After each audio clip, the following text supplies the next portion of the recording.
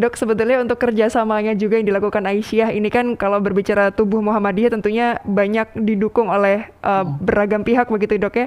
Kalau Aisyah sendiri sebetulnya berusaha mensinergikan dengan bidang-bidang yang apa lagi Dok? Misalnya Ya, MCCC atau seperti apa? ya, kami beberapa program bekerja sama dengan Kementerian Kesehatan, Mhm. ya tentunya terutama dengan bidang promosi kesehatan. Jadi Oke. bagaimana promosi kesehatan kami itu bisa sampai ke tingkat cabang dan ranting gitu. Karena memang kalau kita lihat informasi kan sekarang banyaknya lewat media sosial, sedangkan kenyataannya media sosial itu penduduk Indonesia ya paling cuma masyarakat di perkotaan gitu ya menggunakan Ya. media sosial, informasi tentang COVID itu bisa dapat dari mana saja. Tapi kalau sampai ke cabang dan ranting, sampai ke desa tentunya itu kan butuh butuh langsung ya terjun langsung, dan saya sangat salut sekali dengan teman-teman ibu-ibu di cabang dan ranting. Mereka langsung ke lapangan, langsung Mhm. sosialisasi gitu ya, langsung action, memberitahu ke masyarakat tentang bagaimana bahaya COVID-19 ini, Ya. bagaimana melakukan protokol kesehatan yang baik gitu. Itu sih Mbak. Baik, jadi kalau melihat kesadarannya Dokter Pitut, awareness-nya masyarakat Muhammadiyah dan masyarakat Indonesia pada umumnya ini Ya. semakin baik atau justru ada apa ya Dok ya, semakin abai atau seperti apa Dokter Pitut melihatnya? Saya mungkin tidak dalam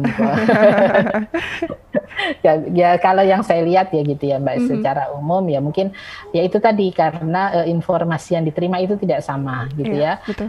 Tidak sama yang diterima mungkin kita di kalangan akademisi, kalangan kesehatan gitu ya, itu informasinya adalah seperti yang kita terima, tapi ternyata tidak semua masyarakat Indonesia menerima informasi yang sama. Banyak berita-berita yang beredar yang tidak tidak tepat dan sebagainya itu. Jadi itu yang membuat di lapangan kok kayaknya tidak nyampe gitu ya. Jadi mungkin Mhm. memang harus ada sentuhan secara langsung, eee, tapi kita juga tidak bisa mengandalkan pemerintah aja. Jadi Iya. tentunya ya dari Aisyah, dari Muhammadiyah, dari lembaga-lembaga swadaya lain itu kita bisa bersama-sama untuk mensosialisasikan hal ini kepada masyarakat.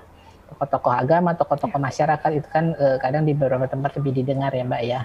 Mhm. Baik, itu punya power yang khusus Iya. ya Dok ya, kalau misalnya tokoh masyarakat. Baik, kalau dari Aisyah untuk kemudian promosi kesehatan Dok dan juga edukasi, sosialisasi juga, ini sebetulnya media yang dirasa selama ini paling efektif, efisien, pamungkas itu lewat apa Dok medianya? Iya, seperti saya bilang tadi Mbak, Mhm. tergantung dari kondisinya. Kalau memang Oke. di masyarakat perkotaan tentunya dengan webinar seperti ini atau Mhm. enggak dengan live, dengan sosial media gitu ya, itu efektif. Tapi kalau di di masyarakat di perdesaan mungkin itu harus terjun langsung, harus harus langsung kepada masyarakat tentang sosialisasi ini. Jadi banyak hal yang bisa dilakukan gitu. Jadi memang tidak bisa disamaratakan, apalagi Indonesia gitu ya Mbak, nggak bisa Mhm. disamaratakan untuk sosialisasi seperti itu. Baik, berbeda ya Dok ya, satu kalangan Iya, dengan kalangan lainnya ya. iya. Oke, untuk sejauh ini Dokter Pitut yang juga kemudian masih menjadi keresahan Anda, ini kan barangkali memang sudah banyak yang taat, tapi juga tadi mungkin barangkali ada yang masih tanda kutip ngeyel gitu ya Dok ya. Nah ini keresahan-keresahan yang ingin kemudian diluapkan saat ini untuk menjadi solusi juga Dok, seperti apa Dokter Pitut? Iya. Ya tadi itu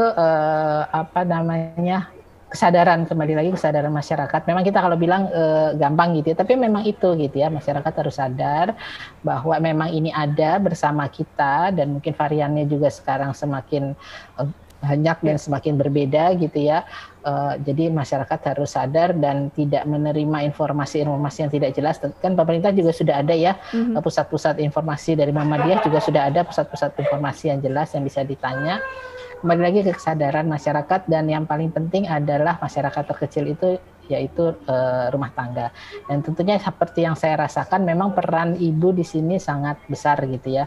Karena kan kita yang mengatur makan, mengatur kehidupan di rumah tangga gitu ya. Jadi Betul. itu sangat sangat makanya Mbak Mhm. Aisyah di sini lebih menyentuh kepada ibu-ibu, kepada keluarga, bagaimana bisa mengatur kehidupan di keluarga ini dalam menghadapi pandemi seperti ini. Kami berusaha menyentuh ibu-ibu, baik itu kadernya, baik itu tenaga-tenaga yang ada di lapangan.